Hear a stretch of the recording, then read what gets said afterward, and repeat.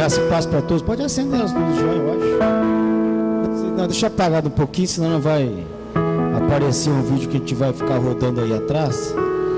Na realidade, eu e a Beth fizemos 30 anos de casados. Estamos fazendo 30 anos de casados neste ano. E nós tivemos uma opção de voltar lá para o lugar que nós tínhamos ido há 30 anos atrás, quando nós casamos. Então foi o primeiro passeio que nós fomos para, logo que nós casamos há 30 anos atrás, nós fomos a Foz do Iguaçu. E daí neste ano nós fomos de novo, Alcides e a Grazi nos acompanharam lá. E teve um passeio que a gente fez muito interessante, que vai ficar passando aqui. Não tem som não, estava ali, só deixar aquele no ponto que estava lá. Eu ajeitei ali, mas é esse DVD, né? Esse DVD, aí, ó, aí, deixa correr. Esse é um passeio que vai correr, pode deixar correndo, meu filho, deixa rodar aí, não tem problema não. É um passeio que a gente fez lá nas cataratas, vai rodando aqui. A gente vai lá na boca das cataratas do Foz do Iguaçu, é a segunda maior catarata do mundo, né? Só perde para Niágara. E tem um lugar lá que é chamada Garganta do Diabo. E às vezes a gente fica pensando assim, como as pessoas não têm noção do poder de Deus, entre o poder de Deus e a malignidade de Satanás, né? A grande diferença de um e de outro é o poder criativo divino, né? Onde Deus cria. E quando a gente fez esse passeio aí, né? Que a gente vai entrar, você vai ver daqui a pouco. Você vai ver aí o Alcides também quase chorando no barco, mas não considere, por favor. Mas você vai ver que a gente vai lá não sei se você está vendo que tem essas bandeirolas aqui hoje, mas você vai lá ver, lá no meio. Quando nós estávamos aí dentro, eu fiz uma reflexão algumas vezes sobre o que Deus faz. E por que Deus às vezes fala muitas vezes do poder das águas destruidoras. E quando Deus fala que passar por uma dificuldade e passar por um problema, sempre as águas estão diretamente relacionadas a isso, por esta força que tem. Nós conseguimos ver isso quando o povo está saindo do Egito e tem que passar por águas, que é o Mar Vermelho. Nós temos visto isso depois, quando o povo vai entrar na terra prometida, tem que passar por águas, que é o rio Jordão, e o poder de Deus manifesto ali, né, no rio sendo paralisado.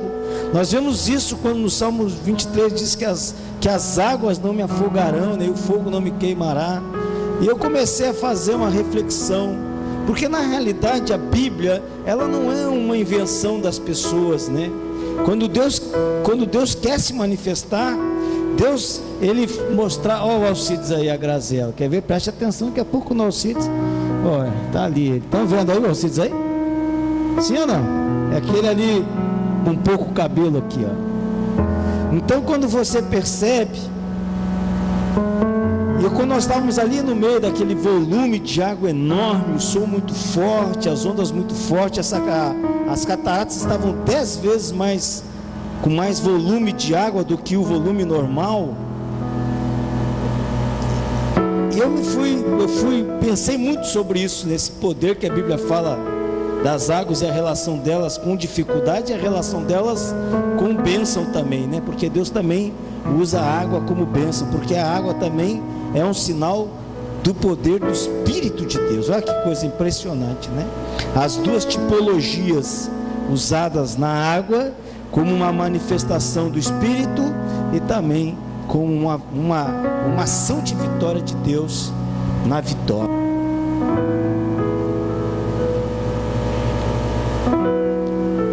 E diz assim o texto, João 16:33: Tenho-vos dito para que em mim tenhais paz. No mundo tereis aflições, mas tende bom ânimo, eu venci o mundo. Como eu estava dizendo para você, na Bíblia as coisas não são inventadas. Como é que Deus usava com o profeta? Ele levava o profeta a viver algo, e nesse viver algo, ele levava o homem a ter uma lição sobre as coisas que ele percebia, ou da natureza, ou da própria natureza humana, ou de algum evento, né, ou de uma situação, ou de algo muito sobrenatural. E Deus usava os profetas exatamente nesse sentido. Sempre havia uma correlação e uma relação do poder. Está vendo lá no fundo, lá aquela coisa branca lá? Ali é a dita garganta do diabo. A gente vai chegar lá perto, que de garganta do diabo não tem nada. Porque a primeira palavra que nos vem à mente é quando a Bíblia diz que a voz de Deus é como o som de muitas águas. Só diante de muitas águas correndo, para você ter uma noção do que o profeta estava pensando, ou o que o profeta estava ouvindo. Só diante de muitas águas é que você consegue ter a intenção, perceber a intenção que o profeta está escrevendo. A voz de Deus, quando você vê em João diz, né, que parecia a voz de muitas águas. Quando João tem aquela visão de Deus, aquela percepção de Deus falando com ele, o som que ele via era de uma cachoeira assim, volumosa. Isso não é cachoeira, né? Isso é uma cascata. Olha o volume de água impressionante. É uma catarata, né? Daí é ali que você vê o que João estava vendo.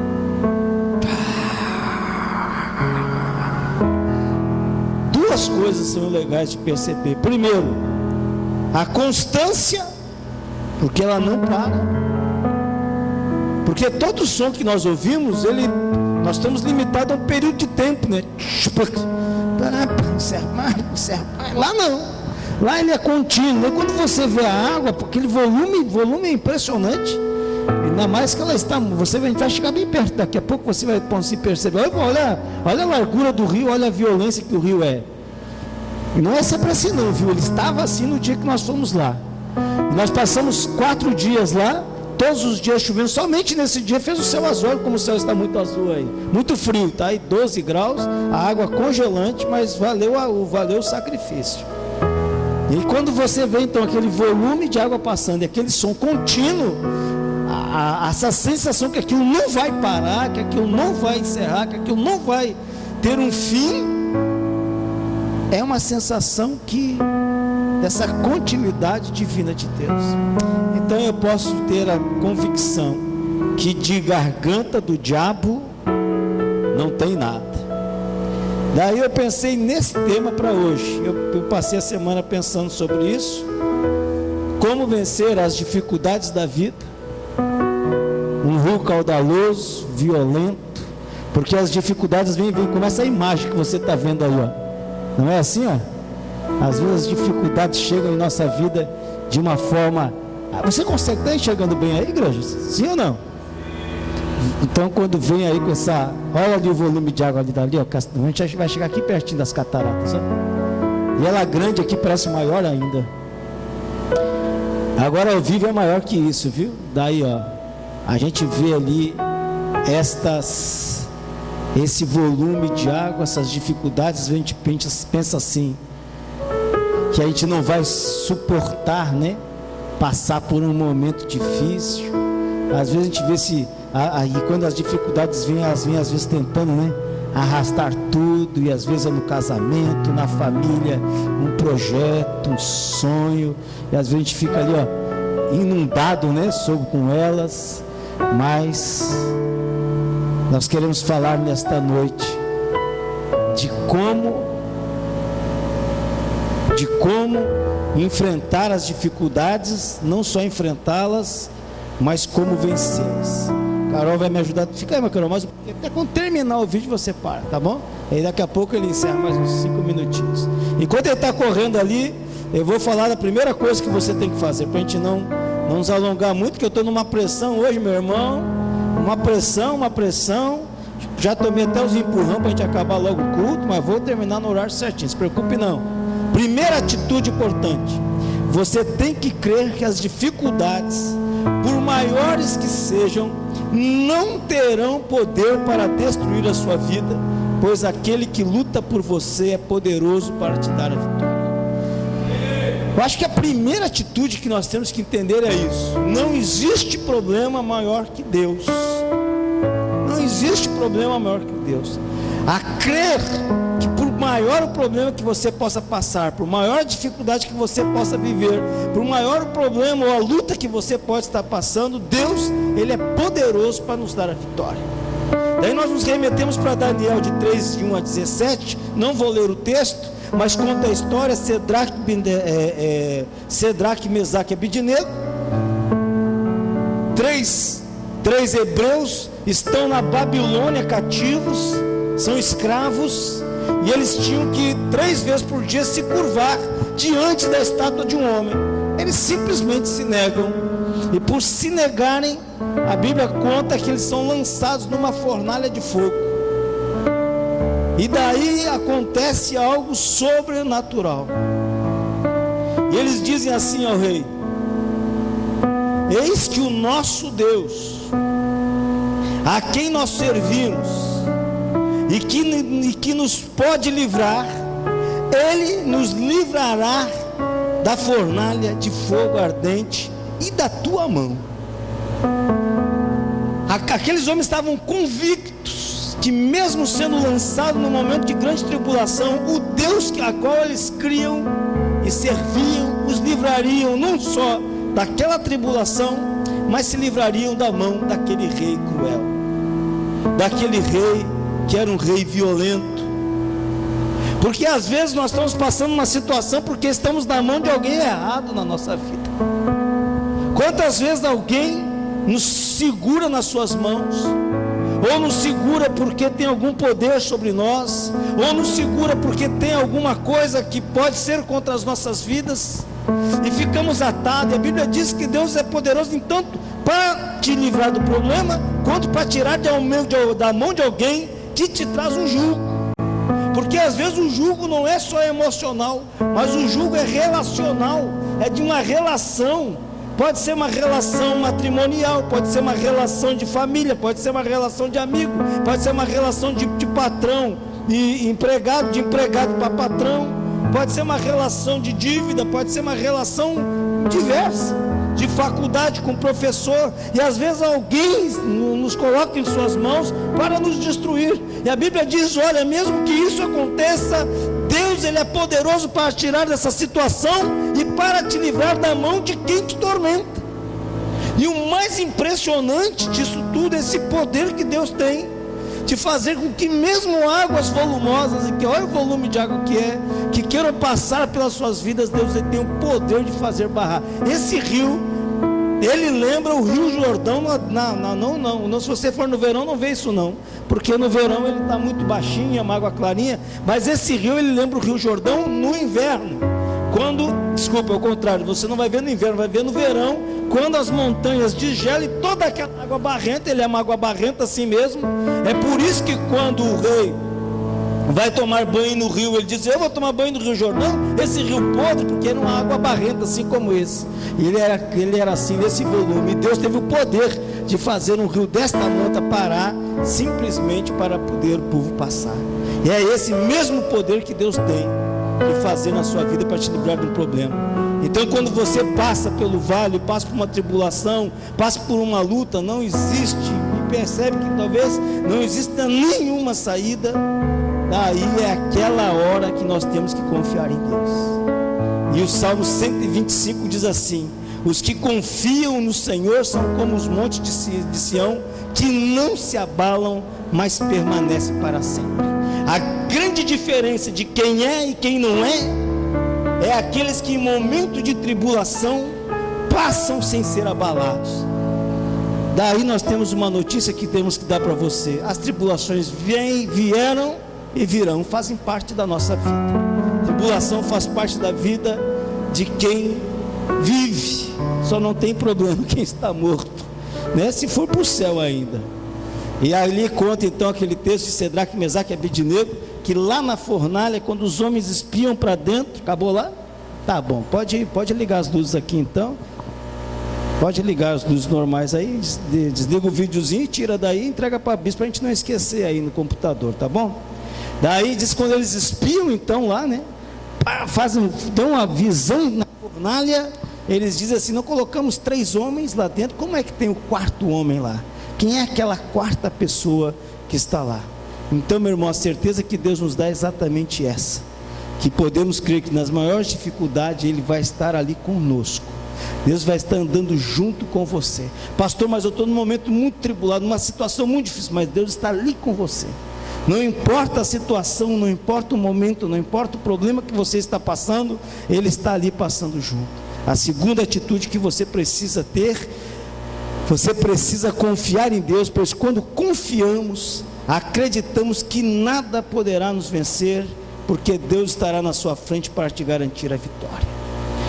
Gosto de um texto que representa bem isso, 1 Samuel 17, 45 a 47, se você quiser ler, abrir sua Bíblia, abra, eu vou contar a história rapidamente para nós entendermos. Conhecida a história, ali está uma batalha ferrenha entre dois povos. De um lado está Israel, de outro lado está o povo de Filícios, ou seja, os filisteus estão do outro lado. Está um em cada lado da montanha. Israel está em menor condição de guerra, e os filisteus, além de estarem em melhores condições de guerra, eles estão melhores armados e com um exército mais poderoso. E lá do outro lado tem um sujeito chamado Golias, e esse Golias é um homem forte, violento e zombador. E ele olha para o povo de Israel e diz que esse teu Deus não vai resolver nada, vocês estão perdidos, vocês já estão vencidos, vocês já estão derrotados. E de repente, do meio de Israel sai Davi, um jovem, um homem muito novo ainda, sem nada, sem armadura, sem espada, sem escudo, sem nada. Ele simplesmente se dispõe a ir para lá, e Davi então diz a esse filisteu chamado Golias, a maioria de vocês conhece bem a história, diz assim: Davi porém disse aos filisteus: tu vens a mim com espada e com lança e com escudo, porém eu venho a ti em nome do Senhor dos exércitos, o Deus do exército de Israel, a quem tem afrontado. Hoje mesmo o Senhor te entregará nas minhas mãos, e ferir-te-ei, tirar-te-ei a cabeça, e os corpos do arraial dos filisteus darei hoje mesmo às aves dos céus e às feras da terra, e toda a terra saberá que há Deus de Israel, e saberá toda essa congregação que o Senhor salva, não com espada, nem com lança, porque do Senhor é a guerra, e Ele vos entregará em nossa mão. Diga amém. Diga assim: do Senhor é a guerra. Você pode repetir isso? Diga: do Senhor é a guerra. O que isso significa? Significa que quem batalha é Deus. Entrou numa disputa, vem Senhor da guerra, luta a meu favor. Entrou numa batalha, vem Senhor da guerra, vai à minha frente, batalha por mim. Davi faz exatamente isso. Sabe o que o filisteu diz? Ele ri. Diz que você pensou algum cachorro por acaso para você vir com pau e com pedra contra a minha vida? E Davi, ele toma uma fundinha, uma pedra numa funda, né? Lança, dá na cabeça de Golias e mata ele instantaneamente. Ele vai lá, tira a cabeça daquele filisteus e vence a guerra. Além de vencer a guerra, Deus não vai fazer muito mais coisas. Mas Davi ainda tinha algo que Golias não tinha, né? É que a arma que estava com Davi possuía em suas mãos. Ele tinha algo que eu e você temos que ter para vencer dificuldades. Sabe o que é? Fé. Se eu e você não tivermos fé, se eu e você não tivermos um exercício de fé, nós somos derrotados. A vida nos fadiga demais. E se nós não tivermos a fé, né, e a convicção daquilo que nós não estamos vendo será realizado, vai ficar muito pesado. Quer vencer suas dificuldades? Acredite que Deus vai mudar a sua situação. Quer vencer as dificuldades? Creia que Deus vai transformar um momento difícil em um momento abençoado. Que Deus vai mudar o coração de um rei, que Deus vai mudar o curso de um rio, que Deus vai mudar a sua história, que Deus pode recontar a história da sua família, que Deus pode abrir uma porta de emprego, que Deus pode fechar uma porta que esteja lhe prejudicando, que Deus pode fazer coisas maravilhosas. Pastor, eu não tenho força, a quem eu estou lutando é muito forte, quem eu estou lutando é muito grande. Não se preocupe com isso, não se preocupe com o tamanho de quem você vai batalhar, se preocupe em ter fé que vai vencer. Eu já passei alguns momentos difíceis na minha vida, eu me lembro, às vezes passava um momento de dívidas, às vezes eu olhava minhas dívidas e dizia, meu Deus, sim, querem me dizer algo? É muita neta, né? Vai, deixa eu tirar aqueles que você puxa. Então, já passei muitos momentos difíceis, mas às vezes eu olhava assim e não conseguia ver uma solução humana para aquilo. Eu digo, meu Deus, e agora como é que eu vou ter uma solução para isso? Tampa a cabeça, destampa os pés, não tem esse cobertor curto, né? Parece que as coisas não vão se encaixar nunca. E hoje aqueles momentos difíceis não passam de lembranças de vitórias que ficou. Lembranças de problemas com emprego, com dinheiro, com relações, com igreja, com ministério. E hoje, nos meus 50 anos de vida, eu olho para trás e digo, meu Deus, ficaram lembranças de vitórias que passei, ficaram lembranças de momentos abençoados que o Senhor me fez vencer.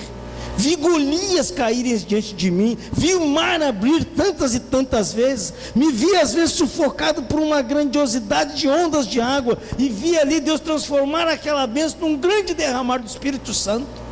Então você começa a perceber que na tua maturidade da relação com Deus, você começa a desfrutar o melhor daquilo que Deus tem para nossas vidas. A terceira coisa que nós temos que pensar, e agora assim, é uma atitude para que você passe as dificuldades com vitória: não olhe apenas para o problema, e nem olhe para o obstáculo que está na sua frente, mas creia nas promessas do Senhor Deus. Deus não te escolheu para ser um derrotado, mas Ele te escolheu para te fazer um vencedor. Diga amém. Diga assim, eu não fui chamado para a derrota, eu fui chamado para a vitória. Se você crê nisso, diga amém e aplauda o Senhor nessa noite. Eu aprendi algumas coisas com Deus. A primeira coisa que eu aprendi com o Senhor Jesus é que Jesus nunca falha. Às vezes você está numa rota, e às vezes já até orei por alguma causa, e aquilo não aconteceu do jeito que eu queria, mas de repente acontece de outra forma, e algo melhor do que eu esperava acontecia. Algo melhor do que eu esperava realizava. Algo melhor do que eu esperava se concretizava. De você viver situações em que a resposta de Deus era muito maior do que você poderia ter imaginado. Em Mateus 9, 20 e 21, tem aquela história conhecida daquela mulher com fluxo de sangue já há 12 anos, e ela tinha assim uma convicção na vida dela, que se ao menos eu tocar nas vestes de Jesus, serei curada. Hoje de manhã, a gente fez um almoço lá em casa, foi a turma toda para lá, e a turma que eu digo é minha família, né? Meu filho, meu irmão, minha filha, né? E nós fomos todos para lá, minhas netas e tal, fizemos um almoço, uma galinhada. Uma das coisas que eu mais gosto na vida é reunir a minha família lá na minha casa. Você sabe que eu não estou todos os domingos em casa, mas eu não abro mão quando estou de fazer isso. E hoje de manhã eu estava assistindo um programa, se alguém assistiu o Discovery, o nome do programa da Discovery hoje era Tabu, quando a cura busca métodos não convencionais. Se alguém assistiu de manhã isso, assistiu isso. Daí, correr o mundo todo procurando métodos de ser curado, sem ser pelos métodos convencionais. Primeiro método um dos métodos que apareceram lá. Chile, as pessoas pegam rã. Alguém viu isso? Ah, tem gente ligada no Discovery. Muito bem. Daí uma pessoa pegava rã, mata as rãzinhas, umas pererequinhas assim pretinhas, mata a bichinha, bota a rã no liquidificador, tritura, e faz um chamado suco de rã. E as pessoas tomam aquilo na busca da cura. Não, daí era para ter filho, né? E a mulher lá vai lá tomar aquilo para ter filho. A outra coisa que foi esse da rã. Foi um que matava um porquinho da Índia para ver as vísceras. Um processo de desintoxicação de heroína à base de uma erva violenta. E uma cura de uma erva, de uma cura de asma na Índia, através de uma farinha muito forte e um peixe vivo. Não tem esses peixinhos que a gente usa aqui, essa lambretinha? Não é lembrando, aqui tem outro nome. Um peixinho bem pequenininho. Eles pegam aquele peixe vivo, botam um negócio na boca da pessoa, e a pessoa tem que engolir aquele peixe vivo. Milhares de pessoas procurando isso. Milhares de pessoas procurando isso. E daí eu fiquei olhando aquilo, digo, daí faz o fato e uma análise científica. E toda análise científica fechava num único princípio. O cientista não tem explicação, né, para essas coisas. Eles diziam, o poder da fé realmente cura. O poder da fé, quando a pessoa exercita a fé ela tem um poder curativo. Eles tentam explicar isso de alguma outra forma. Eu tento explicar da seguinte forma: que quando você crê e você confia no que Deus pode fazer por você, você pode e vai receber uma bênção. Esta mulher, ela tinha uma única visão. Ela dizia: se eu encostar nas vestes de Jesus, é o suficiente para mim ficar curado. Se eu encostar nas vestes de Jesus, é o suficiente para que esse problema que eu vivo, para que essa situação que eu vivo, para que essa derrota que eu vivo, porque ela era uma derrotada, me passe a transformar num vencedor. Ela simplesmente acreditou e confiou que ela poderia vencer. Eu acredito que o maior inimigo que eu e você temos somos nós mesmos.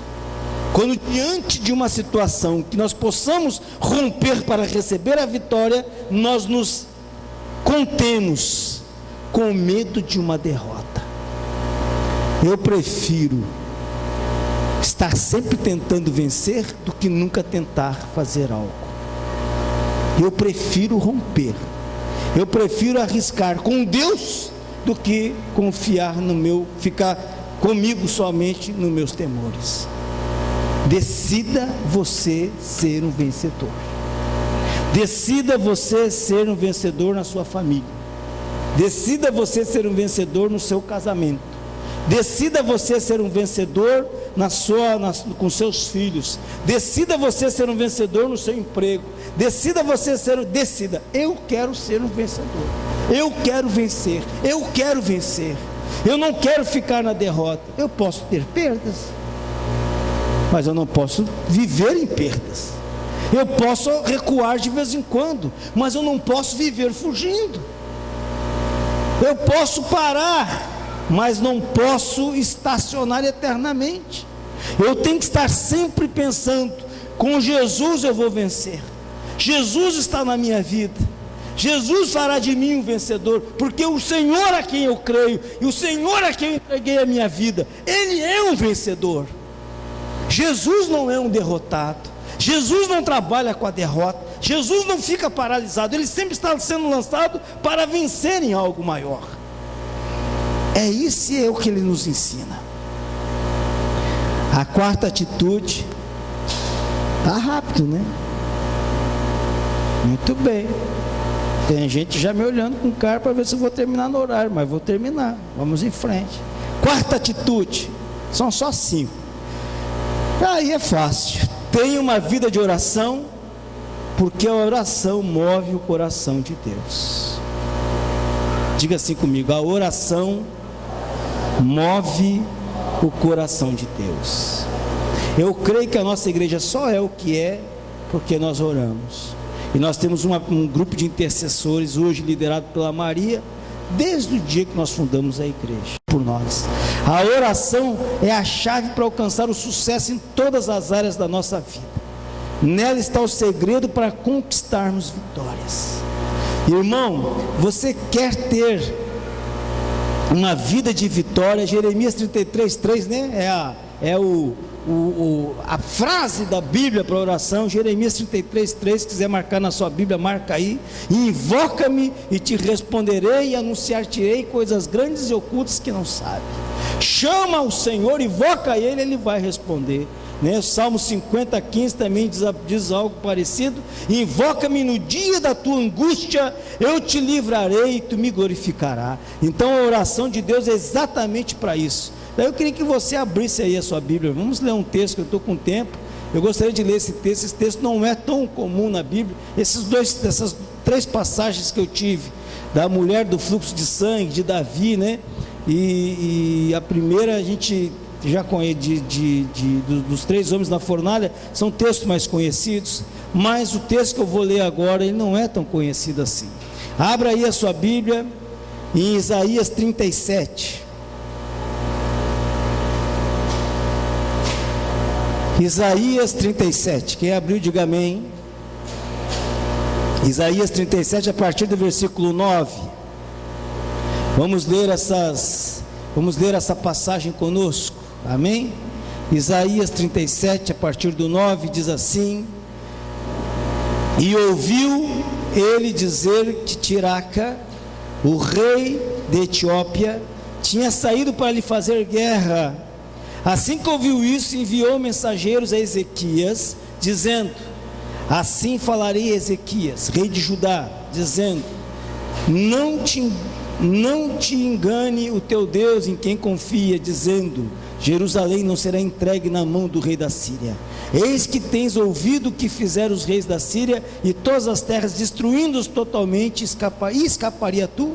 Porventura as livraram os deuses das nações que meus pais destruíram, Gozã, Herã, Rezefé e os filhos de Éden, que estavam em Telassar? Onde está o rei de Ramale? Onde está o rei de Arpade? Os reis da cidade de Serfaraim, Rená e Iva? Isso aqui é o rei Ezequias recebendo uma afronta do rei que quer conquistar ele, o rei da Etiópia. E o rei da Etiópia diz assim: olha, não te confia que o teu Deus vai te livrar. É isso que o rei de Etiópia está dizendo para ele, o rei etíope, né? Ele está dizendo isso para o rei de Israel: não te confia que o teu Deus vai te livrar. Porque diz ele, esse rei de Etíope: eu já conquistei muitas terras, e os reis daí ele vai dizer os nomes, né? Ele manda de Gozã, de Arã, de Rezefe, todos esses reis, e os seus deuses caíram. Aonde estavam os deuses de fulano? Aonde estavam os deuses de ciclano? Então, da mesma forma, diz o rei etíope, que esses reis caíram, teu Deus também vai cair. Olha que afronta. E então, 14, recebendo o rei Ezequias as cartas nas mãos dos mensageiros, lendo, subiu à casa do Senhor, e Ezequias estendeu perante o Senhor, e Ezequias ora ao Senhor, dizendo, olha, esta é uma oração. Estão acompanhando aí na sua Bíblia? Sim ou não? Acompanha na sua Bíblia. Nós estamos lendo em Isaías 37, eu estou lendo agora o versículo 15. Daí Ezequias ouve as afrontas, vai até lá o santuário, se prostra diante de Deus e faz oração. E orou Ezequias ao Senhor dizendo assim: ó Senhor dos exércitos, Deus de Israel, que habita entre os querubins, tu mesmo, só tu és Deus de todos os reinos da terra. Tu fizeste os céus, a terra. Inclina ao Senhor o teu ouvido e ouve. Abre, Senhor, os teus olhos e vê. E ouve todas as palavras de Senaqueribe, que é o rei, né, etíope, as quais ele enviou para afrontar o Deus vivo. Verdade é, Senhor, que os reis da Síria assolaram todas as nações e as suas terras, e lançaram no fogo os seus deuses, porque deuses não eram, senão obras de mãos de homens, madeira e pedra, por isso destruíram. Agora, pois, ó Senhor nosso Deus, livra-nos das suas mãos, e assim saberão todos os reinos da terra, que só Tu és o Senhor. Então Isaías, que é o profeta de Ezequias, filho de Amós, mandou dizer a Ezequias, assim, isso aqui é tremendo, deixa eu te explicar como é que está acontecendo isso aqui, para você entender o reteté do negócio. Não, isso aqui não é da forma, não, você não lê na sequência como está aqui, porque essa história, ela está lá em 2 Reis, contando em detalhes. Essa história está sendo repetida, porque ela conta lá, e ela vai contar aqui. Aqui é a visão de Isaías. Só que um está lá no palácio, e o outro está lá na casa dos profetas. Eles não se conversaram, não estão sabendo de nada. O rei Ezequias está lá orando, e dizendo: olha, Deus está aí, não foi contra mim que me afrontaram, mas foi contra ti, ó Deus, vem agora e faz calar a boca desse valente. É Ezequias orando, e Deus vai lá, e Isaías o profeta fala com ele, e Isaías manda uma mensagem para o rei, e diz assim que eu achar aqui, né? 21, então Isaías, filho de Amós, mandou dizer a Ezequias: assim diz o Senhor Deus de Israel, quanto ao que pediste acerca de Senaqueribe, rei da Síria. Olha só que negócio, meu irmão, Deus falou no coração do profeta, rei da Síria: esta é a palavra que o Senhor falou a respeito dele. A virgem, a filha de Sião, Jerusalém, te despreza, te zomba. A filha de Jerusalém maneia a sua cabeça por detrás de ti. A quem afrontaste e blasfemaste? E contra quem alçaste a voz, ergueste os teus olhos ao alto? Contra o Santo de Israel. Por meio dos teus servos afrontaste o Senhor e disseste: com a multidão dos meus carros subi aos cumes dos montes, e em últimos recessos do limos, e cortarei os teus altos cedros e as tuas faias. Daí ele vai dizer todas as afrontas, né? E então vai adianta um pouquinho, e vai dizer assim, só um pouquinho, por causa do teu furor. Ele vai dizer todas as coisas que o rei tinha dito para ele, né? Lá no 30, e diz assim: isso te será, e o meu freio será nos teus lábios, e eu te farei voltar pelo caminho por onde vieste, e isto te será por sinal: este ano se comerá o que espontaneamente nascer, no segundo ano dá proceder, porém no terceiro ano, ele vai contar aqui sobre as bênçãos que virá sobre Israel. Portanto, lá 33, portanto assim diz o Senhor, acerca do rei da Síria, aquele que ofendeu: não entrará nesta cidade, nem lançará nela flecha alguma, tampouco virá perante ela com escudo, ou levantará trincheira contra ela. Pelo caminho por onde vier, por esse voltará, porém nessa cidade não entrará, diz o Senhor. Diga amém. 35, porque eu ampararei esta cidade para livrar, por amor de mim e por amor do meu servo Davi. Diga amém. Daí o texto continua, o anjo sai em direção a Senaqueribe, não precisa guerra nem batalha, a Bíblia diz que só se ouve o barulho, batalha e a derrota do rei assírio.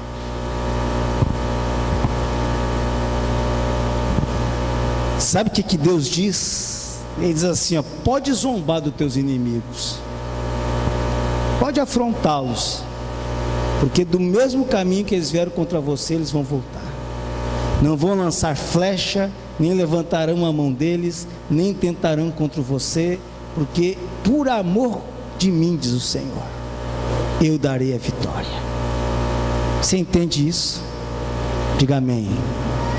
Diga assim comigo: por amor de mim, o Senhor me dará a vitória. Não importa quem me afrontou, o Senhor será a meu favor. Vou mesmo, ele mesmo. Meu irmão, isso é muito importante você entender. Às vezes nós ficamos contidos em achar que uma afronta nos derruba. Uma afronta não pode te derrubar. Amém? Se você estiver desarmado, o inimigo terá, daí nós falamos sobre oração, né? Se você não estiver orando, aí sim, o inimigo terá toda a chance do mundo para destruir a sua vida. Tudo estará a favor dele. Agora eu te pergunto, você vai deixar isso que aconteça? Você vai deixar que o inimigo tenha essa grande vantagem diante de você? Acredito que não. Quer vitória, meu irmão? É oração. Você tem que acreditar que quando você ora, Deus responde. Meu irmão, há muitos anos eu tenho aprendido a resposta de Deus às minhas orações. Às vezes eu vejo a resposta de oração imediatamente. Às vezes eu vejo a resposta de Deus durante um ciclo de tempo ou de vida. Mas a resposta vem. Se eu me olhar hoje, eu completei agora em maio, completei 15 anos de pastorado. Vou fazer 15 anos, fizemos 15, esse ano foi um ano marcante para mim. Eu fiz 15 anos de pastorado, estou fazendo 50 anos no mês que vem, no mês de agosto, e estou fazendo 30 anos de casado no mês de outubro. É um ano marcante, tem datas marcadas, né? Datas significativas.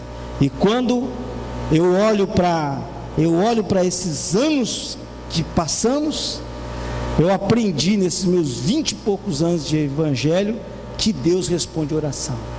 Mas eu não aprendi no primeiro mês de evangelho, nem no segundo mês. Eu aprendi no decorrer da minha vida cristã. Eu aprendi que cada vez que eu tinha um problema, eu orava e Deus respondia. Eu oro e Deus responde. Há uma situação difícil, eu oro e Deus age. Às vezes eu não consigo perceber imediatamente aquilo que Deus fez, mas hoje, quando eu olho para trás, eu posso dizer quanto que Deus já fez por resposta de oração. Eu não vou dizer que talvez não tenha alguma oração respondida na minha vida ainda, mas eu posso te afirmar que a grande maioria das minhas orações Deus tem respondido. Quinto e último atitude: enfrente um problema de frente. Não se conforme com a situação, mas creia que os braços do Senhor estão se movendo a favor de quem busca. Êxodo 14, de 1 a 31, não vou ler todo o texto, mas, irmãos, enfrente o problema. O texto que nós estamos tratando é Moisés saindo do Egito com todo o povo. A Bíblia diz que tem aí aproximadamente 1 milhão de pessoas, né? 1 milhão de pessoas estão saindo, é muita gente. Atrás dele, o rei do Egito, doido, Faraó, babando, porque eles saíram com o ouro, com o tesouro do Egito. Eles não saíram de mão abanando. Diante dele, o Mar Vermelho. Duas situações: ou para e morre, ou avança e morre.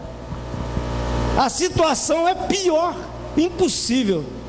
Moisés está ali no deserto, e o povo olha para ele, sabe o que o povo diz? Disse: Moisés, você não trouxe para morrer aqui, homem.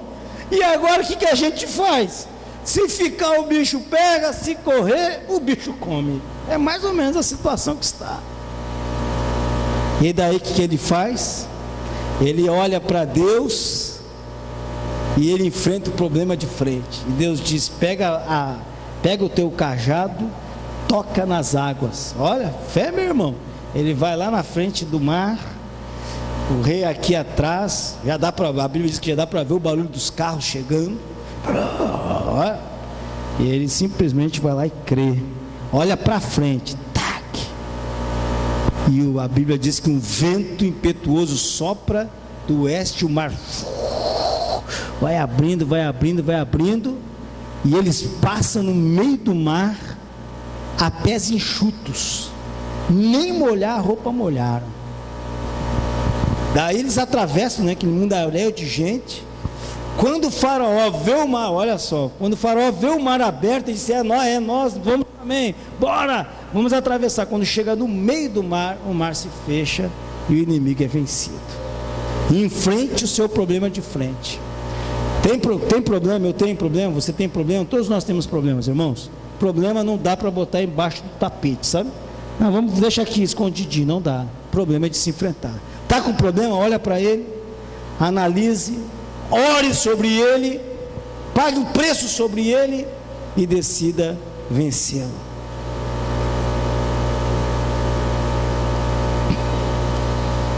Quando você crê assim, o braço do Senhor vai se mover a seu favor. Para nós concluirmos, o Ministério do Louvor pode subir para cá.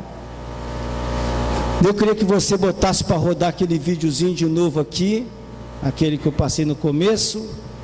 E eu gostaria, Ministério de Louvor então, Ministério de Louvor. 5 coisas nós vimos hoje. Creia que as dificuldades, por maiores que sejam, não têm poder de destruir você. Confie em Deus, tenha fé. Não olhe para o problema. Tenha uma vida de oração. E esta é a grande resposta que nós temos com Deus. Eu gostaria que você ficasse em pé nesta noite, porque eu quero orar pela resposta de Deus hoje sobre algo que você esteja enfrentando. Eu quero exercitar a sua fé para você enfrentar um problema hoje que te perturba, para que a sua solução não seja humana, mas que a sua solução seja espiritual. Eu quero orar para você hoje para que você creia. Eu gostaria que você fechasse os olhos. O que você está passando hoje que tem te afrontado? Talvez um problema de ordem financeira, uma resposta que não chega. Talvez uma relação no matrimônio, uma relação com filhos. Talvez não seja nada de algo familiar, mas talvez seja algo no seu interior e no seu coração.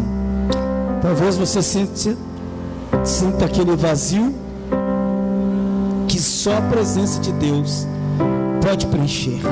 Talvez você se sinta necessitado hoje de uma resposta de Deus para a sua vida.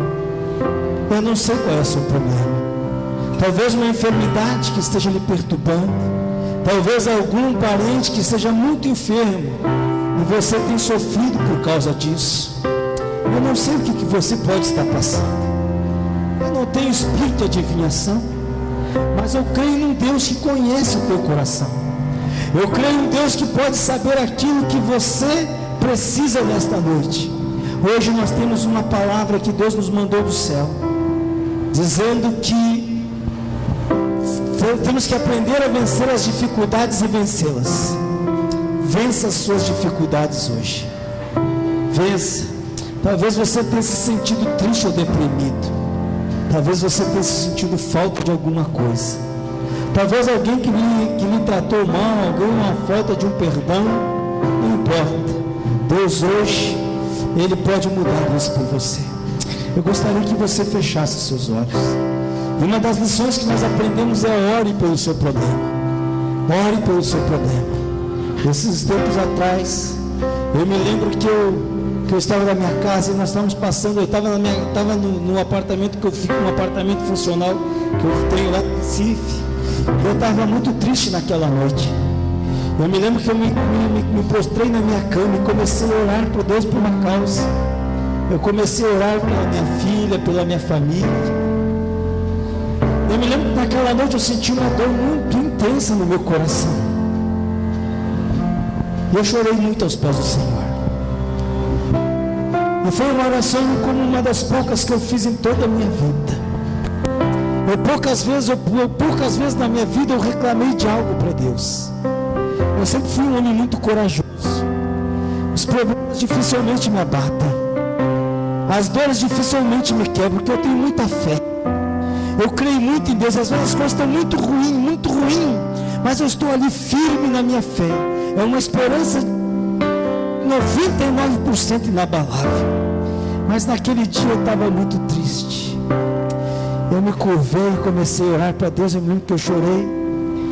E foi uma das poucas vezes que eu reclamei algo de Deus. Eu disse para Deus: por que tu deixou isso acontecer? Mas naquela noite Deus me deu um consolo. E naquela semana eu já comecei a receber ventos de notícias. E eu comecei a perceber que coisas mudaram. E aquilo que um dia foi uma dor começou a se transformar em uma alegria. E as coisas se encaminharam de uma outra forma. Eu comecei a perceber a mão de Deus tomando conta daquela situação da minha vida. Eu comecei a me alegrar novamente. Eu disse: Deus, eu sei que naquela noite, quando eu fui até a tua presença e reclamei, porque aquela noite eu sei que eu reclamei. Eu sei que não chegou na oração, não era aquela oração que eu faço de ações de graça, aquela oração que eu faço de agradecimento ou de fé. Era uma oração de lamento. Eu disse: Deus, eu sei que naquela noite a minha oração chegou aos seus pés.